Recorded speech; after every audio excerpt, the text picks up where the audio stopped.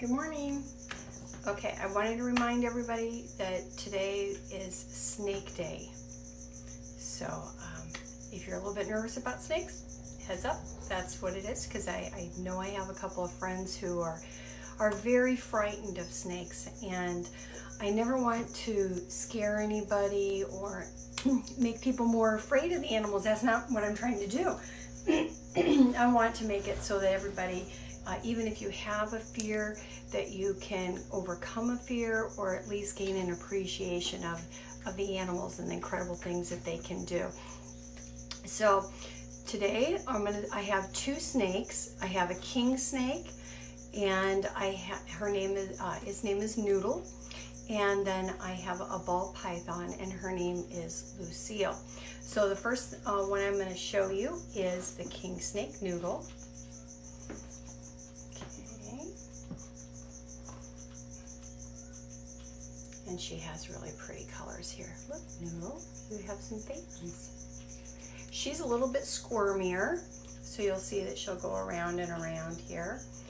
Now, there's couples of different ways that snakes will hunt. Some are sit and wait when something comes by, and some actually will go out and search for things. So, but they are constrictors, or some of them, not king snakes, but some snakes will bite. See yourself there? So there are no poisonous snakes. The word poison means that you are taking it into your mouth and you're consuming it, and you get sick that way. And not a lot of people are eating, there's things, there's like maybe like one that's not good for you to eat. But these guys, snakes can be venomous. And venomous means that they have a toxin in them that they inject into you. So snakes are venomous, not poisonous. But this one isn't any of those things. This one is a constrictor. So that means that when it is trying to kill something, it's going, see how wiggly she is? She's very wiggly. She will wrap around it, usually around the chest area, and it can sense when you're taking a breath. So what happens when it wraps around you, you inhale and your lungs fill up. When you exhale, your lungs get smaller, and that's when it wraps tighter, so that the next time you go to try to take a breath, you can't take as big of a breath, and you end up pretty much suffocating. That's how they kill you. It's not squeezing or crushing you to death, it's suffocating you by not allowing you to be able to take a breath. I see Noodle here is not quite, let me see here, about actually I have a tape measure here, and it's about 30 inches. So Noodle could grow maybe about another 6 inches or so. Remember that little thing with the corn snakes and the red touches yellow, kill a fellow, red touches black, venom black. But this is a king snake, so we don't have to worry about that. King snakes get their name because they're kind of the king of snakes. They actually eat other snakes in the wild. Now, in captivity, I don't feed it other snakes, but I feed it frozen and thawed out baby mice. And I have a place where I can go get those. So I can get them and I thaw them out and I feed them to Noodle. And Noodle has had a couple in the past week, so that's pretty impressive, because Noodle can go for a very long time without eating. Noodle has gone up to a couple of months without having anything to eat, which was a little bit nerve-wracking. Now I want you to see here on the bottom, can you see that the scales are different?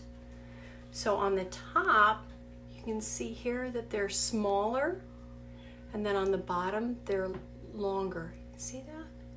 And those are called scutes. Now the funny thing is that we use that same word for the scales that are on the turtle shell, the tortoise shell.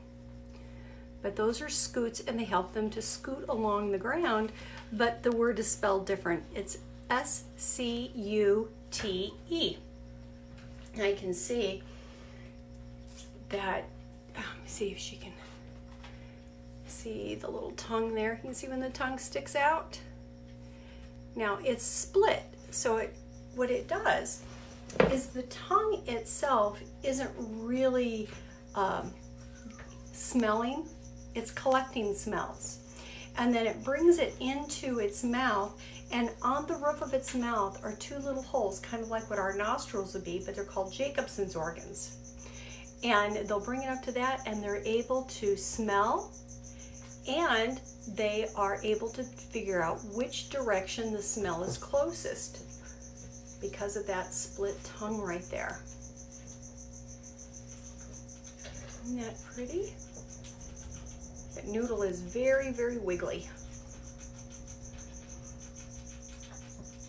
Okay, so I'm going to put Noodle back in the little bin here. Okay, and then the next one I'm going to get out is Lucille.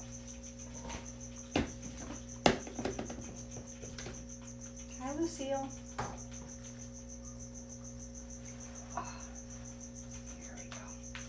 You'll see that Lucille is much bigger. She's very girthy.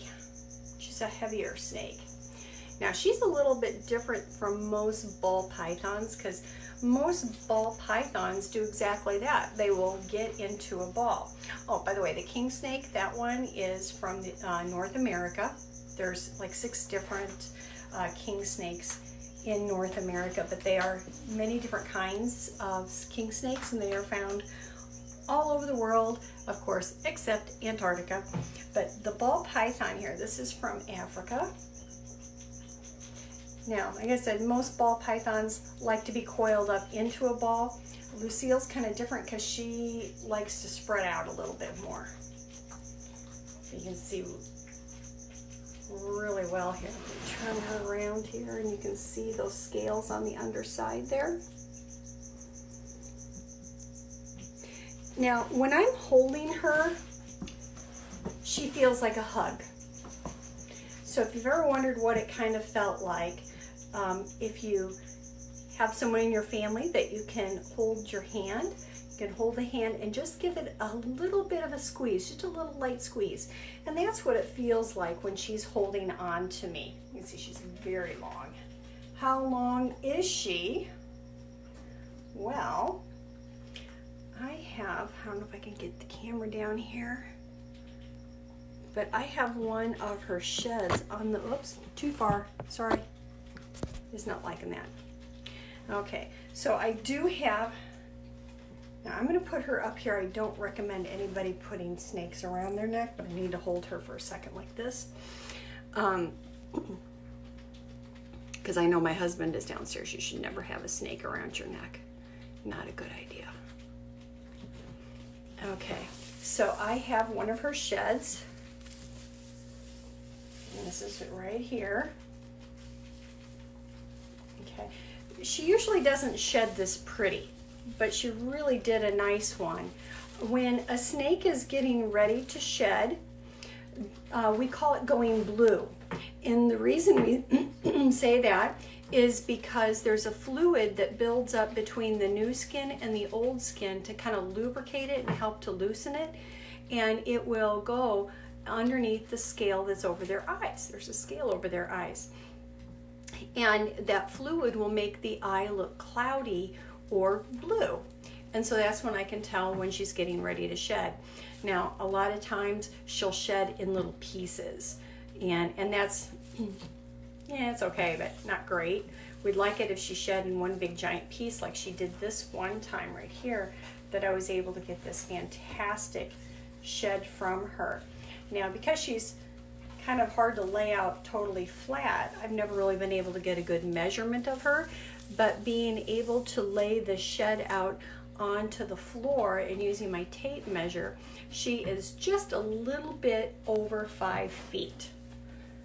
I got Tilly coming over to investigate. Now with her, I have to give her a little bit larger rodent, so I give her frozen rats some little medium rats. You can see she's all tucked back here. Let's see where she's at. She's wrapped around my shoulder there. Oh, there she is. But she's a very nice ball python. And if anybody was interested in getting a snake as a pet, ball pythons are a very good choice. Let me unwrap her here. Where are you going? There you go. Everybody wants to see you and you're just camera shy. There you go. Aren't you so pretty? Yeah. Ball pythons, they have been able to breed them in many different patterns. This one kind of looks like it has space aliens on it. Can you see that? Now, she could live to be maybe about 30 years old. Right now, we think she's about, around 10 years old. So hopefully I'll have a long time yet with her.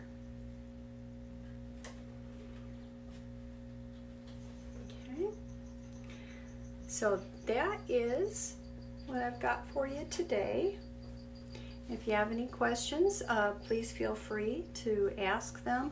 And I do have a video that I took the other night of Noodle eating a mouse.